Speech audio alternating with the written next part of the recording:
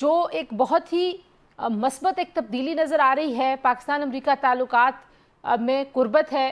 پاکستان کو ایک سٹیبلائزر کے طور پہ دیکھا جا رہا ہے. آپ کو لگتا ہے کہ یہ ایک دیر پا تبدیلی کا پیش خیمہ ہے، یہ ایک آغاز ہو رہا ہے پاکستان کے نئے کردار کے حوالے سے اس خطے میں بھی اور دنیا میں بھی؟ دیکھیے، بات یہ ہے کہ جو وزیر اعظم شہباز شریف اور فیلڈ مارشل عاصم منیر کی میٹنگ ہوئی ہے، اس کا صحیح سیاق و سباق سمجھنے کی ضرورت ہے، اور اس کے لیے کوئی ایک آدھ منٹ پس منظر میں جانا پڑے گا. وہ یہ ہے کہ ایک غیر فطری فیصلہ تھا پریزیڈنٹ بائیڈن کا، اور غصے کا فیصلہ تھا، اور میں سمجھتا ہوں نادانی کا فیصلہ تھا کہ ان کو جو ہزیمت اٹھانی پڑی افغانستان میں، اس کا سارا ملبہ انہوں نے امریکن پبلک اوپینین کے سامنے بچانے کے لیے اپنے آپ کو پاکستان پر ڈال دیا. حالانکہ بہت سے امریکن جو میں تو کتاب لکھ رہا ہوں آگے، میں ان کو کوٹ کروں گا، جو کہہ رہے ہیں امریکہ کی اپنی اس میں کارکردگی تھی، ناپختہ کارکردگی تھی، جس کی وجہ سے افغانستان سے اس کو اس طریقے سے باہر نکلنا پڑا. لیکن سارا اس الزام پاکستان پہ تھوپا. پھر انہوں نے یہ بھی سوچا کہ چین کے خلاف وہ ہندوستان کو استعمال کرنا چاہتے ہیں. اگر ہندوستان کو استعمال کرنا چاہتے ہیں تو میں نہیں سمجھتا کوئی دانش مندانہ فیصلہ تھا. اور ان کا اس کے لیے شاید ضروری ہے کہ پاکستان کے ساتھ ریلیشن شپ کو ڈاؤن گریڈ کیا جائے. جو لوگ اسٹریٹجک ٹرمز میں سوچتے ہیں وہ اتنے شارٹ سائٹڈ نہیں ہوتے.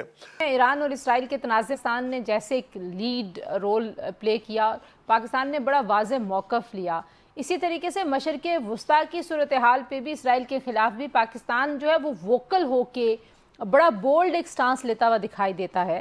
تو آپ کو لگتا ہے کہ جو اب نئی پلے بک ہوگی سارے اس پورے شفٹ کی، اس میں پاکستان کی جو اسٹریٹجک پارٹنرشپس ہیں، ایران کے ساتھ کہہ لیجئے، رشیا کے ساتھ ہماری دوستی ہے، چین کے ساتھ ہمارا بڑا گہرا تعلق ہے، تو یہ سب چیزیں ایسی ہیں کہ جو امریکہ کے تمام انٹرسٹ کے ساتھ جڑی ہوئی ہیں. تو دیٹ از دا کی جس کی وجہ سے پاکستان اور امریکہ اتنے قریب آ رہے ہیں.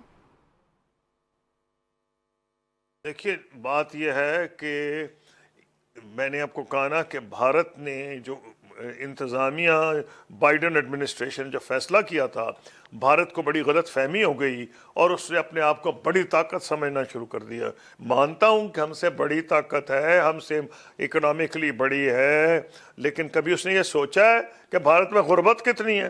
ان کی جو ڈی ڈی پی بنتی ہے وہ اس لیے ہے کہ 1.5 ارب لوگ رہتے ہیں، 1.5 ارب کا وہ اکٹھا کر لیا جاتا ہے. ادروائز ہندوستان اور پاکستان میں تو دنیا کے غریب ترین لوگ رہتے ہیں. تو کس منہ سے وہ کہتا تھا؟ لیکن ملیٹریلی بھی اس کو یہ پینٹ کیا گیا، ریڈ سیکورٹی پرووائڈر. کس جگہ پہ جی؟ اپنا ایشیا، اس میں ساؤتھ چائنا سی میں. اور تم خاک ادا کرو گے، اپنے علاقے کو ڈیفینڈ کرو، بڑی بات ہے.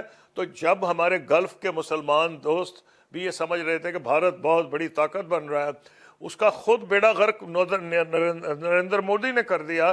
وزیر اعظم مودی نے جب پاکستان پہ حملہ کیا اور جس قسم کا جواب پاکستان نے دیا، یعنی کمال تو یہ ہے کہ جہاں تک پاکستان آرمی ہے، اس نے تو 1 انچ ان کو، باوجود اس کے کہ اتنی بڑی ان کی فوج ہے، بڑی اکانومی ہے، جتنی جنگیں ہوئی ہیں 1 انچ آگے نہیں بڑھ سکے. نہ کشمیر میں، نہ 14 کلومیٹر شاید انڈین بارڈر سے لاہور ہے.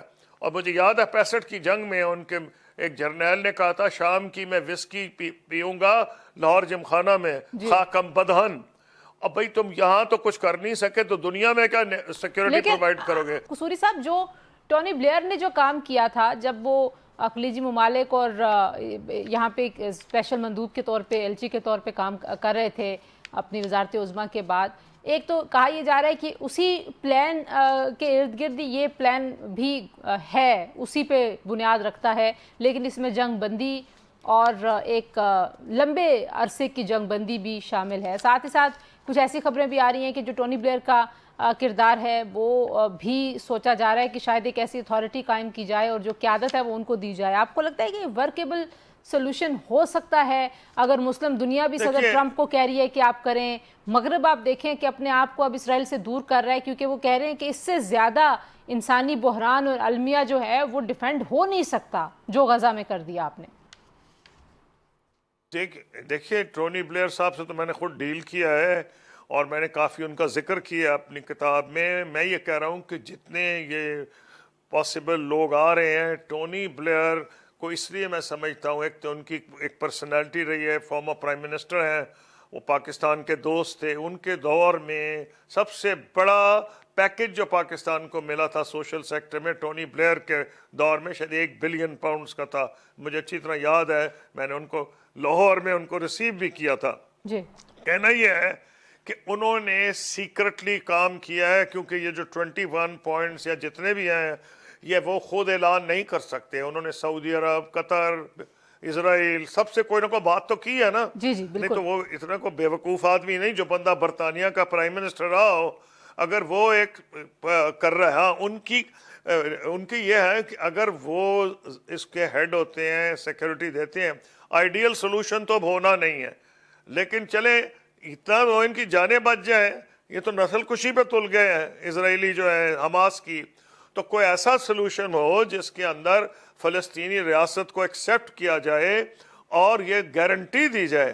اب ٹونی بلیئر نے اگر تو یہ جو اتنے وہ 2-2.5 سال سے کام کر رہے ہیں جہاں تک میرا خیال ہے، جی تو اگر یہ کام جو ہے اس کے پیچھے اسرائیل ہے، امریکہ ہے اور عرب ممالک ہیں، تو پھر اس کے کچھ نہ کچھ چانسز ہیں۔ لیکن جو یہ لیک آؤٹ کیا جا رہا ہے نا، کوئی 21 پوائنٹ نہیں آئے، یہ اخباروں نے جوڑ کے کی ہیں لیکس جو ہیں، ٹھیک ہے، تو اس میں آپ کو جب تک کلیئرٹی ایجنسی نہ ہو کہ اس میں کس چیز کے بعد کیا چیز ہوگی، سیکوینسنگ ہونی چاہیے، وہ پتہ نہیں چل رہا، کچھ دن لگیں گے اس میں۔ لیکن ان کا یہ سٹیٹمنٹ ایک اچھا ہے کہ ویسٹ بینک کو میں نہیں کرنے دوں گا انیکس، تو میں آگے آنے والے دنوں میں پتہ چلے گا، ٹھیک ہے۔ لیکن بہرحال یہ ایک اچھی ڈیولپمنٹ ہے، قصوری صاحب لاسٹ نسبتاً اچھی ڈیولپمنٹ ہے، میں کچھ دن ویکھوں گا۔